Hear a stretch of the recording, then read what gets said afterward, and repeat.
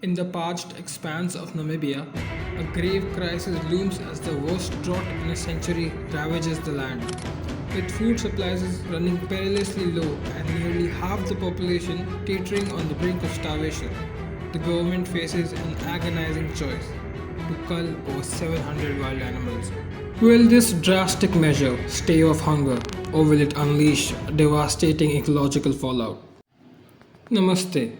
Namibia is facing a severe drought, the worst in a century, prompting the government to implement a controversial plan to cull 723 wild animals, including elephants, zebras, and hippos, to address food shortages affecting nearly half of its population. This drastic measure is a part of an effort to provide meat for approximately 1.4 million people experiencing acute food insecurity, as reported by the United Nations. The plan includes the culling of 30 hippos, 60 buffalo, 50 impalas, 100 blue wildebeest, 300 zebras, 83 elephants, and 100 elands. Professional hunters and safari outfitters will carry out the culling in national parks and communal areas where animal populations exceed available resources.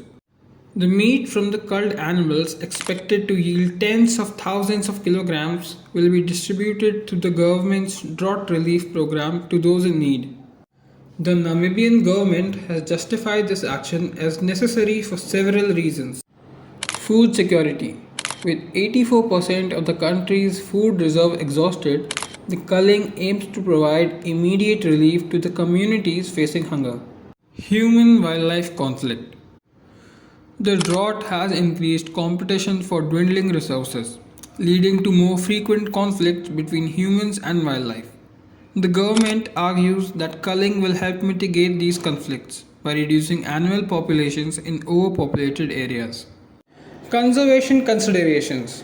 Officials assert that culling can also benefit wildlife conservation by preventing starvation among animals in drought stricken regions, thereby supporting the overall health of ecosystems.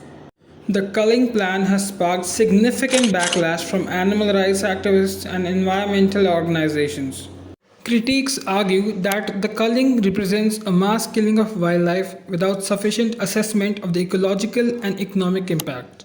Organizations like the Elephant Human Relations Aid have labeled it the largest mass cull of wildlife in Namibian history and have launched petitions against the initiative. Critics advocate for exploring alternative solutions to address food insecurity that do not involve culling wildlife, such as improving water supply systems and implementing better agricultural practices.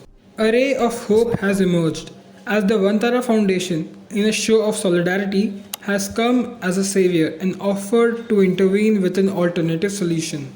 Vantara, an animal welfare organization, founded by Anant Ambani, son of the richest man in Asia, the Indian billionaire Mukesh Ambani, has intervened to prevent this drastic decision and save innocent lives. It has reached out to the Namibian government.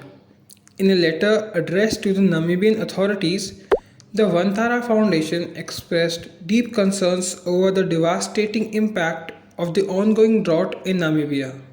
The foundation is prepared to provide lifelong care or temporary housing for the affected animals, offering a viable solution to save them from being culled. Namibia's plan to cull wild animals amidst a severe drought highlights the complex interplay between human needs and wildlife conservation.